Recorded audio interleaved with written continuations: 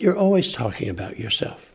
It doesn't matter what you're photographing. You're just using the people, the nature. You're always using that as the raw material to talk about who you are, period. From NCPR, welcome to Northwards. People, ideas, and conversations from and about Northern New York, Vermont, and beyond. I'm Mitch Teich. Support for the Northwards podcast comes from the J.C. Steiniger and M.E. McDonald Charitable Fund at Adirondack Foundation, in support of the Adirondack Foundation, building stronger Adirondack communities. Hey, we have a special double feature on today's Northwards. 2 films with a unique view of the Cold War, both with particular relevance at this point in the 21st century. In case you missed it, we just had a presidential election, and throughout the campaign, we heard a lot about the question of whether American voters were tilting in favor of authoritarianism. So here goes part 1. I wish I could remember where I was on November 9th, 1989. The Berlin Wall started coming down on that day 35 years ago, and you'd think I'd remember that historic occasion, but oddly, the one thing I remember clearly from that period in my life was writing a college paper about the James Buchanan presidency. Oh well. 35 years later, the Berlin Wall is an historical symbol of a time when Eastern and Western Europe were not just politically divided, but physically and economically separated from each other. A new short film by Ottawa filmmaker Lloyd Frost brings life in the former East Berlin to the fore. The Berlin Waltz opens with a brief scene in which a character played by Frost himself hears from an aunt and uncle in Berlin. The film then takes us back to the time when the wall still stood, and the East German secret police, the Stasi, lurked behind just about every interpersonal relationship. Frost gave up his career as a psychiatrist to pursue film and music making. He also recorded the soundtrack to the Berlin Waltz. He made the trip over from Ottawa to our studios. Thank you so much. Mitch, it's great to see you. I'm so glad you invited me. Who do you most hope will see this film? I'm happy for anybody to see it, of course. But I think if somebody is considering, maybe I like a dictatorial or authoritarian or totalitarian leader in my country, I think that's the type of person, just thinking now, that I might say, hey, have a look at this. Well, and it's interesting because there are at least a couple of generations already who have no firsthand memory of the Berlin Wall's existence, at least as it stood. What would you want them to take from the experience of seeing this film? In fact, you're right, because when this showed the Canadian premiere in Toronto, there was a woman from the Caribbean, and she said, I knew nothing about this. I'd like to take, if they haven't read their history and stuff, that life was not too good when you're behind a wall, the wall's purpose being to keep you in. I think probably so many of us think of the wall today almost as a metaphor, but really one of the things that this film reminds us of is it was really a physical thing. There was nothing metaphorical about it. No, it was a physical barrier, and it kept you in a certain place where the government, the SED, the single party, the Communist Party, had their secret police. So you were at the mercy, your public life and your private life, because it was a totalitarian regime, from childhood when you'd be indoctrinated, through actually middle school, high school, when your career path, would be chosen and developed, and then where you would be working and would you be promoted. This wasn't metaphorical at all, and in fact, they maintain this, very rigid system with their highly efficient, historically, the most efficient secret police of all time, the Stasi. Well, and I don't think this is giving anything away, but the as you watch the film by the end, you make the point, we see in the graphic, that the Stasi turns out to have been the largest employer in the entire country of East Germany. You know, I don't like to have films where I squeeze every drop of blood and sweat out of every frame. That is like one of the comic or lighter moments when after the wall fell, it turned out, and they saw all the informants, the regular informants, the part-time informants, and of course the 110,000 officers and then support staff. It says, yes, the Stasi was the largest employer in the former GDR. Well, and it should tell us something, that a fact like that reflects one of the lighter moments in the film. Yeah. When I showed recently at a university here in the States, there were obviously kids of generations who who weren't alive when the wall came down. There were those who'd studied. There were professors who knew about it. And there were two former Germans, one from the West, one from the East. And it was the only feedback I've ever had like this, because it's actually only the second time I've had an East German view the film. You know, she was working. She was young. She was working. She was behind the wall. There were people of the Stasi following her while she was working. And just a few months ago, she had received, finally, from Germany, her Stasi file that included the informant's reports on her. What sparked this story, this particular slice of life that you depict in the 21 minutes that make up the film? Okay, what sparked the story as a whole? I was in Berlin because I had a film in everyone's eyes, a film about Cuba, and also a controlling society, and I was invited to screen it. And so I said, I want to be in a place that was in the former East Germany, that was in the former East Berlin. So I rented a flat for a week in what the owner told me was the tallest residential building ever built by the GDR. I'm not sure in all of East Germany or just Berlin. It was about 20-something floors, and I was on the 14th. At this point, I had no interest or knowledge, really. I knew about the wall. I knew about it coming down. I knew there was a secret police, but we went up, and then, she showed me around, and outside, 14 floors below, there was the S-Bahn, the above-ground train, and it was making noise, and the place was soundproof. Like your studio, it was pressed concrete walls, pressed concrete ceiling, the windows this thick. 14 floors up, I heard every track that this bloody train went over, which, as you know, made it into the title song. We were standing by my window on the 14th floor, watching Berlin go by.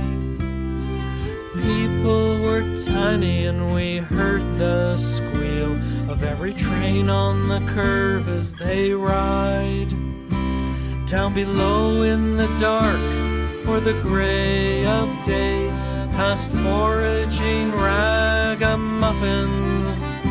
Then up here on 14, I'm wondering why the elevator has no odd-numbered buttons.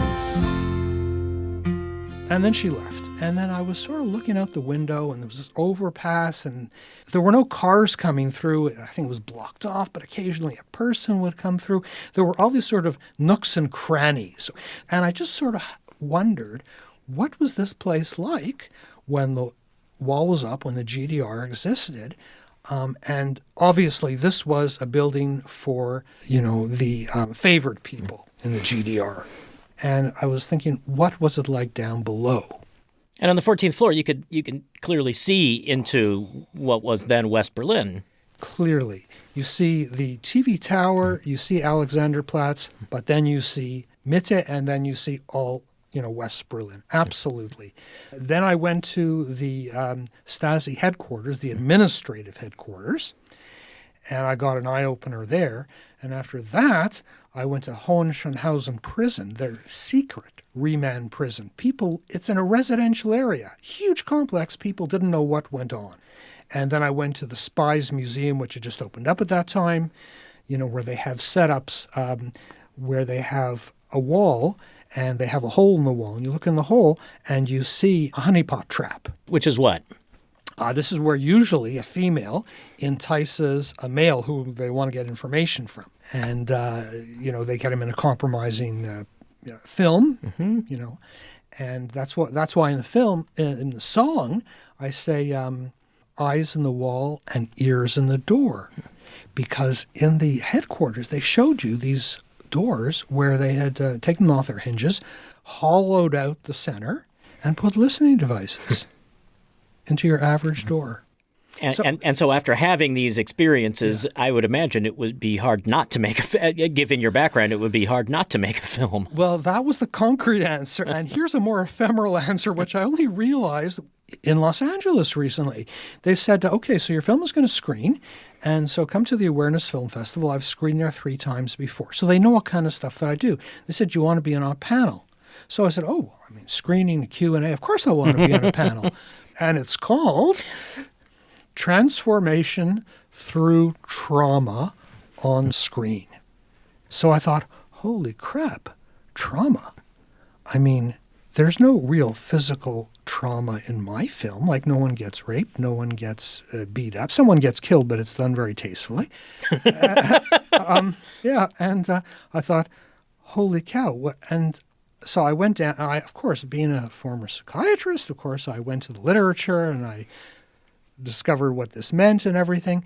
And I realized, all 3 of my film projects, Life in Cuba, in everyone's eyes, The Sun is Rising, which is basically do we or don't we talk about terrorism attacks, and then this one, The Berlin Walls, they all talk about societal trauma.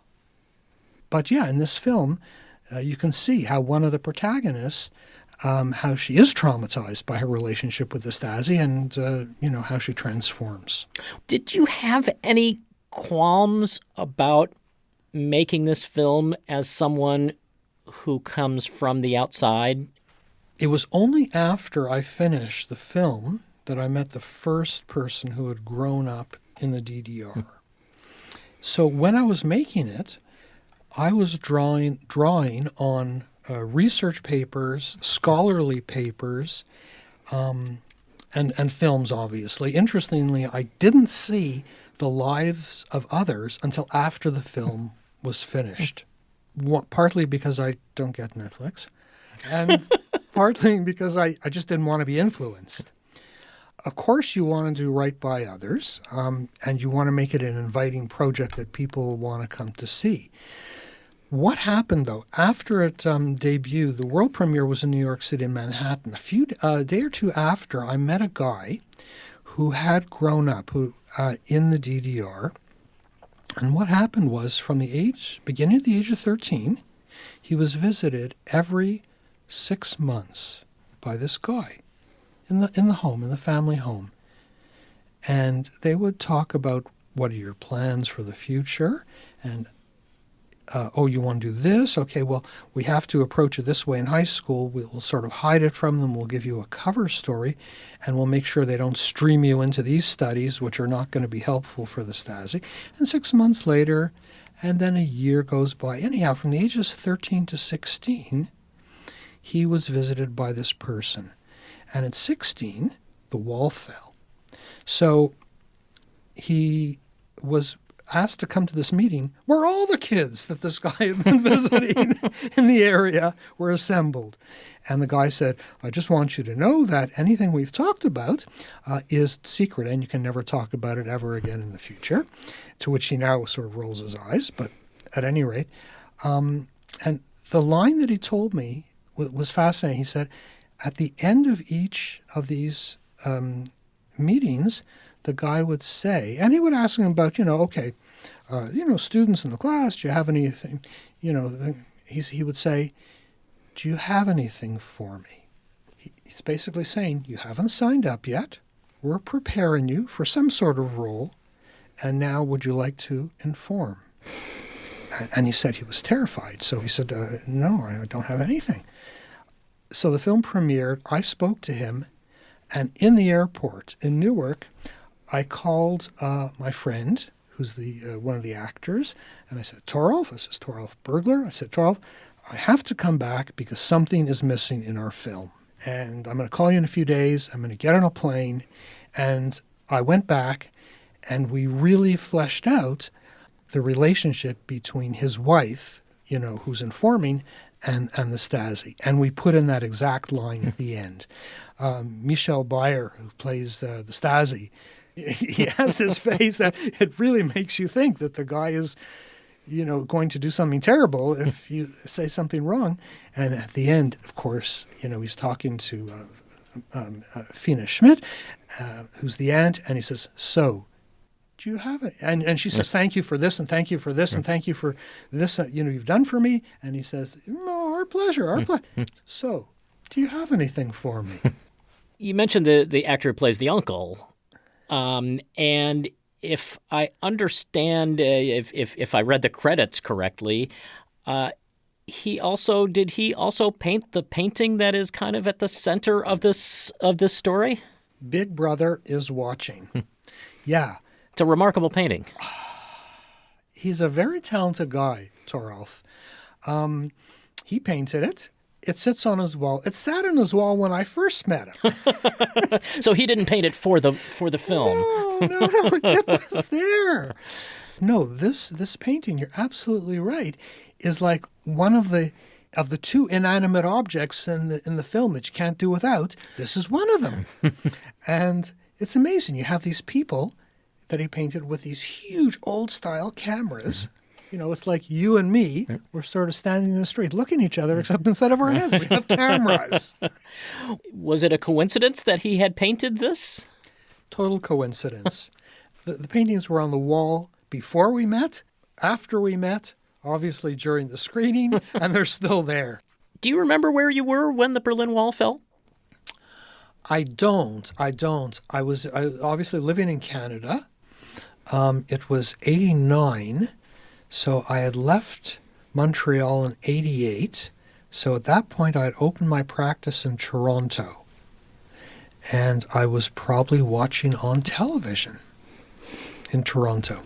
What was it that led you to go from psychiatry to filmmaking and music making? Ah, right. Okay. So actually, when I was 16, my grandfather decided to buy a mandolin for himself. He had grown up in Khutin, which is now Ukraine, but it was formerly Bessarabia, a protectorate of the Russian Empire. And he had played mandolin when he was a kid. And then he had come to Canada and started working, didn't have one. So that year, in grade 11, my grandfather decided to buy a mandolin for himself and take lessons because he couldn't remember how to play.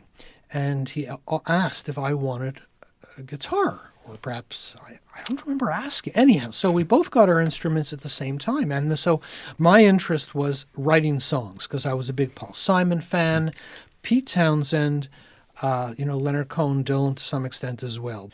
And I just wanted to start writing my own songs. So then I went through the various degrees that I got, and I kept on playing, and accumulating guitars throughout med school and psychiatry residency. And then I opened my practice, and then I said, okay, so now I want to make a CD. So while I was practicing, I made the first CD. And then, because you have to make a music video, I said, okay, so what music video I'm going to make? And it turned out I actually made 3 different ones from the first album. And it was the reason I got into film was just out of necessity to document something that had been on the CD. And as you describe it, certainly in the process of making this film and I guess the 2 previous, it does sound like there is a fair amount of overlap in your kind of approach to the world as a psychiatrist and the kinds of things you're interested in as a filmmaker. I guess so. I mean, I didn't think of it at the time. Like I said, in everyone's eyes, can I get someone to go to Cuba?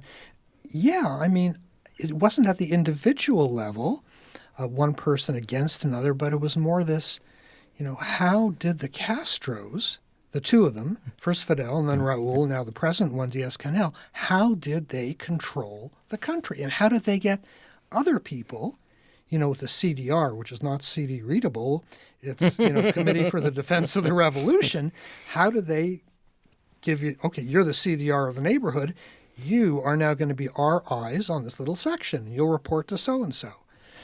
And so, yeah, it's this amazing way that people would control each other. And of course, in East Germany, everybody was terrified of the Stasi. And who the hell was listening? It wasn't like, here, I am the CDR. This is a funny story, and it's true. I was in Matanzas. So this is like an hour or so, an hour and a quarter drive east of Havana. It's sort of a very laid-back town, and I was staying in, essentially it's these people that are allowed, because they're in good graces with the country, they're allowed to rent out 1 or maybe 2 bedrooms. And in one night, they make at least as much as the state gives them, let's say $20 in a month, and sometimes they make double. Now, granted, they have to pay taxes, but it's an incredible moneymaker. So this guy had a very nice house, and we were standing sort of outside the house, across the street, sort of as a bridge crossed over a little dried-up river. And we were talking, and so he had a sort of big mouth, and, which is great for me because I learn things. And so he said, oh, this, that. And I said, well, something about, he didn't like or whatever with the country. But as the person crossed over the bridge, over the dried-up river, he zipped up. And then the person went away. And then I was surprised. This guy with a big mouth zipped up. And then he started talking again. So I said, you should be careful. And I sort of said in a somewhat humorous manner, the CDR might hear you. And he turned to me and he looked at me and he said, the CDR? I am the CDR. Look at my house. And sure enough, above the doorway was a very small sign that says CDR, and it had the number. But even so, the clamming up part is second nature to him. You got it. Yeah.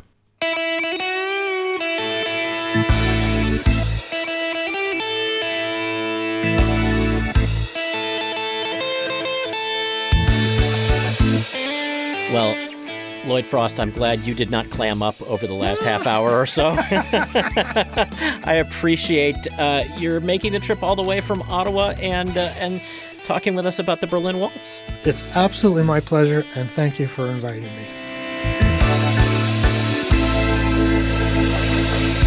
Daydream all day. Daydream, it'll be okay. Hold one all through the night even. Ottawa filmmaker and musician Lloyd Frost talking with us about his new short film, The Berlin Waltz. There is a link to more about the film and the filmmaker at ncpr.org/northwards. Okay, so I promised this episode would be a Cold War double feature, and so we pivot from East Germany and historical fiction to the former Soviet Union and a documentary.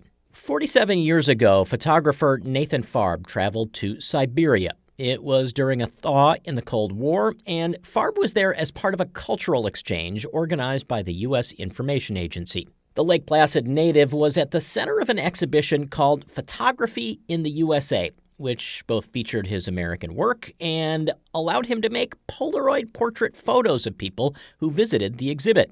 It was work that differed greatly from his previous street photography and the Adirondack landscapes that would follow. In Novosibirsk, Farb was using a Polaroid camera that also created negatives of the images, negatives that he smuggled out of the country and allowed him to produce a book called The Russians, which offered a rare glimpse at ordinary people in the Soviet Union. Many years later, in 2018, Nathan Farb returned to Siberia, where he met with many of the subjects of his much earlier photos. He was accompanied by a German film crew which documented his trip and told the story of his 1977 trip in a new film called Nathan Farb and the Cold War, which gets its North American premiere at the Lake Placid Film Festival. I visited with Farb at his studio in Jay, where he's lived for 4 decades, and he explained how the original trip came to be. It was during a brief détente under Jimmy Carter. It was part of the program the USIA, United States Information Agency, was trying out. They were trying out these cultural exchange things. I had photographed people on the street with a Polaroid and then made buttons for them to wear. And I realized that when I was photographing people for themselves, for something that they were going to have, I was getting really something that I did not get when I was acting as a journalist or artist. As I started understanding that, I started understanding that there was a kind of Polaroid film that also had a negative. I don't think a lot of people knew that. Not too many, but I was always, I want to say, at the cutting edge of the technology. And I love photography from the moment I got my first camera. And it fit my personality. It really was something I loved doing. And so with that understanding, I started using the Polaroid positive negative film, even in Romania, but it was almost entirely experimental at that point. And I also was able to develop it in a way that Polaroid really never was able to do. I did a lot of photography in Romania with regular cameras, so part of the big show in Russia was I had my own room of my work.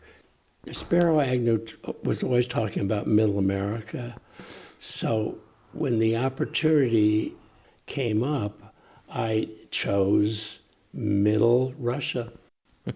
That means Siberia. I had no idea what I would find. What I found was people who were doing fairly unusual things at the time. I was really quite surprised. I'd say, "How do you get away with this?" And they'd laugh and say, "Oh, we're very far from Moscow." Things like what?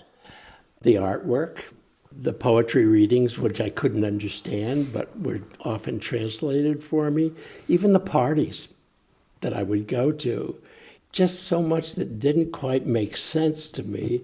When I was taken back by this German team. And this was what year? 2018, okay. 2018, it was totally a different world. Everybody had iPhones. Everybody was afraid to talk. It was what we now understand to be the connected world. Yeah. You said something early on that I want to ask you to get into in a little more detail. You said when you would take pictures of people for themselves that they were going to do something with, you were able to get something different in the pictures than when you were a journalist. Can you put into words what you got? It's hard. It is hard to put into words, but I knew it was different.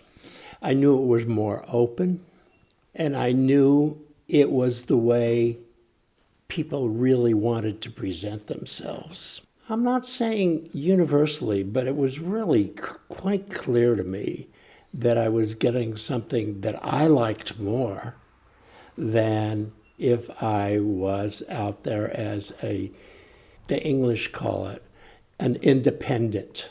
We don't have that term. We have freelance photographer, but as an independent. And that means you're wandering, as I did, wandered between being a journalist and being an artist.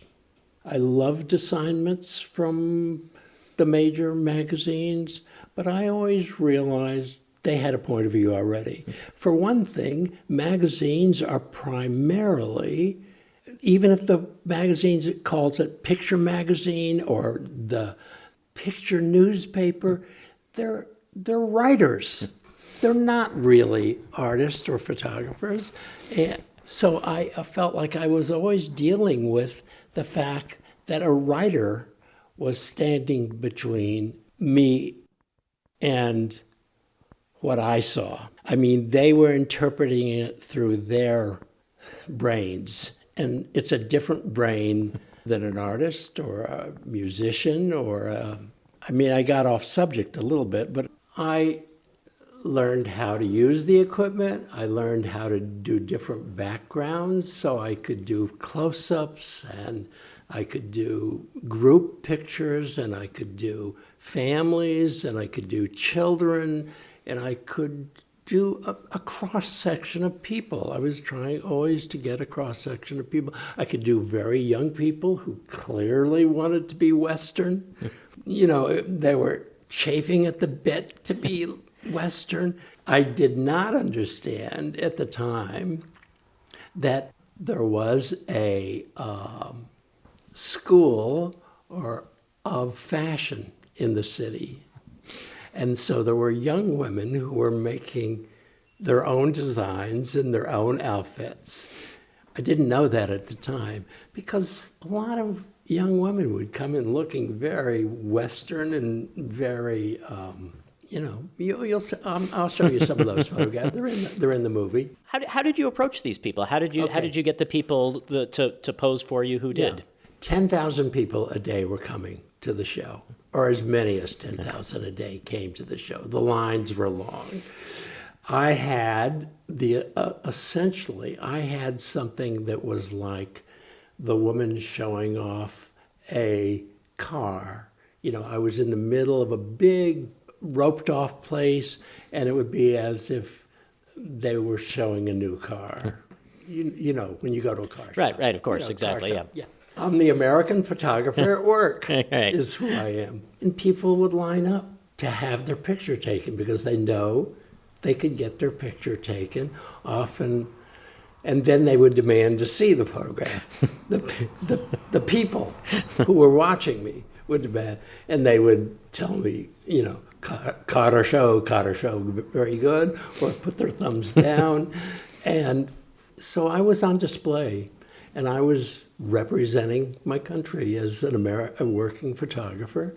And you know, in an odd way, all photography, you're really stealing something. You know, that's just the way it is. You know, and less sophisticated societies see it straightforward for what it is, you know. And, you know, sometimes they would say, people would keep their hand up and keep their hand up and even keep coming back day after day. And I would turn people away because they weren't interesting enough. Or the little boy with sunglasses, which became the poster boy of that book. And he looked totally like the little boy who ate white bread, you know. I mean, he was very uninteresting, but when his mother brought him in, and after about a week, I finally said yes to his mother. She brought him in, she put the sunglasses on him, she put her raincoat on him, and so she made this picture for me. I recently wondered if she was a spy herself. I have no idea who people were. I mean, I look back at all the stuff I did in the 60s, and I become much more aware of who the cops were, who were the undercover people, because I can see them in the photographs now. And I could, you know, 10 years later, because I had done that kind of work for quite a while, and I was beginning to recognize who was who. Were you at all concerned at the time about where you fit in? You know, were you worried that you were unwittingly or wittingly a pawn in this international diplomatic effort? I guess. I don't know. I feel like I felt more like I was doing what I wanted to do the State Department, the USAIA, did not have any understanding of what I was doing, why I ordered all this film. They did give me whatever I asked for, and I was able to sneak out all the negatives. I had access to the diplomatic pouch, so I was able to send those negatives back directly to family. And when I left Russia, I realized there had to be somebody inside of the U.S. embassy, because the diplomatic pouch, it leaves the embassy. Because when I left the Soviet Union, they were searching my bags, and I heard the supervisor, at that point I finally knew enough Russian, when I heard the supervisor tell the young man on the line searching my bags, oh, his negatives are already left. So but I was essentially, even though I was there working for the US government, I was doing what I wanted to do. You know, I've always been interested in science, and I read science as a hobby. Let's say, people say, do you have any hobby? Yeah, I read science. I love, and I've always been aware that gold was the best conductor of information. And so I tried to be a piece of gold wire. And I tried to bring back what I saw as honestly, as truthfully, without my interpretation. Did you feel like, did the vision for what you wanted to get from these photographs come together as you were taking them? Or when did you sort of first get a sense for what you might be able to take from Russia?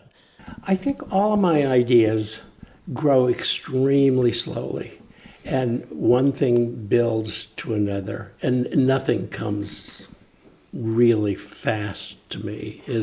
I started to realize as soon as I got back to the USA, I started making prints, and then I realized this is really, really interesting. And I went back to Europe, and I got a Eurail pass, and I went to all the major cities in Europe, found the best publication, and took my box of 8x10s, knocked on the door, got an appointment, and on the spot, magazines, newspapers were buying material on the spot. So the two of us watched the beginning of this recent film before we started recording, and the point at which you paused the film, you're back in Novosibirsk, and we're actually looking at an image from the film, and this is a woman who was photographed. You photographed in 1977. Did she remember this? Well, what happened is she posed with her girlfriend, and the picture of her and her girlfriend were together, and she got a call from her girlfriend in the middle of the night saying, my son, the girlfriend's son, saw a picture of us together 40 years ago, and they are asking people to come back to the studio. I mean, when I went back to Russia in 2018, it was advertised on TV that Nathan Farb, the American photographer, is coming back. They have, you know how we have our shoppers that are all around? Mm-hmm. They have a national shopper. They have a national shopper then, at least in 2018, and it was advertised in that, get your outfit ready for the photographer Nathan Farb, who was in Novosibirsk in 1977. And I never, ever thought I would be advertised as a fashion photographer. But there it was. That was a weird experience, too. So a month or so before I mean, the German guys did some homework. They got the press involved, and, I did my part. Can you describe what it is like for you to look at yourself and your work through the interpretation of someone else that constitutes this film? Well, the first thing that I would say is, as soon as the camera was turned on me, I became about a fourth or fifth rate Mel Brooks. I think you maybe saw a little bit of it. Well, the singing and when I was singing, I didn't know the words, I didn't know the tune. It's a song which I guess is politically incorrect now. I'm sure it is. But I was singing it. Baby, it's cold outside. So that's the first thing that I see, that I was aware of. And then I didn't think they really got me, because they would want me to walk on the side of the road and look at things. My Adirondack work is based on a couple things. One is going into the woods, falling asleep, and waking up and seeing everything fresh.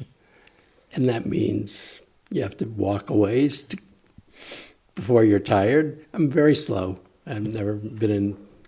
So they were not into that. So I felt like, oh, this is going to be, and they also had a drone, and they wanted to use it. So the ending is some of their work, taking pictures of me walking along the road. So I wasn't exactly going to be, happy. But they caught a lot about me, and my students back at Livingston College, Rutgers University, it was that morphed into the Mason Gross School of the Arts, but they would say, well, Nathan, you're really not teaching us that much photography. You're teaching us a lot of philosophy, and that's attitude, what you're doing with yourself. And I would teach, I taught a course that I was called on the carpet for, it was about the personal photograph, photographing your own family and seeing what you see and seeing how people interact and naturally some computer scientists said, Farb is not qualified to be teaching this. He's, it was, all that kind of weird stuff that goes on in academic world and departments and so forth. And I feel they did catch on to me, through the film. I'm always trying to understand what I'm doing, how I'm doing it. You're asking some probing questions that I had not thought about so much.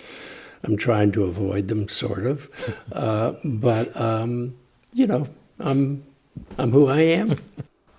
In the simplest terms, it must be strangely exposing to have the lens turned in the other direction. Well, look, it doesn't matter what you're photographing.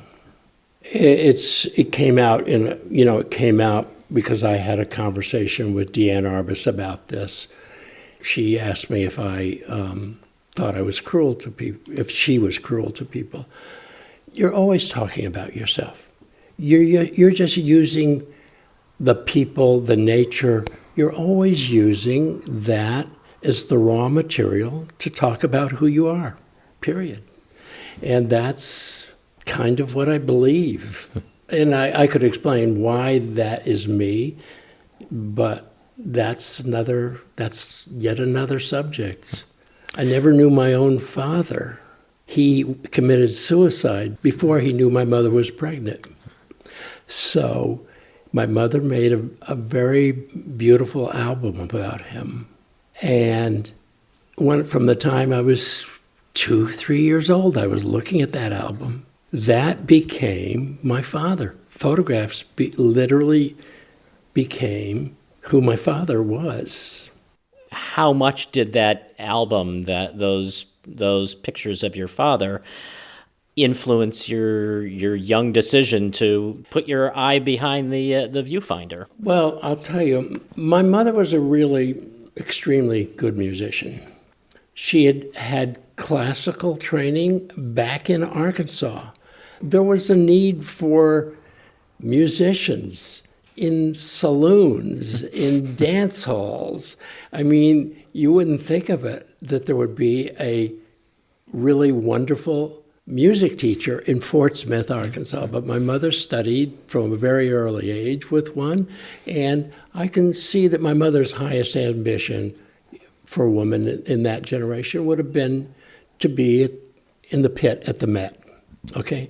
And when I was a little tiny child, I was always with my mother. I was allowed to go on music trips with my mother, and she took her kids to competitions at the state level, and I think they won a state competition, one time. So I was always with, and a lot of these kids were Native American, and I learned to chant before I thought the English alphabet was magic symbols. I would sit at my mother's feet sometimes watching her teach people violin.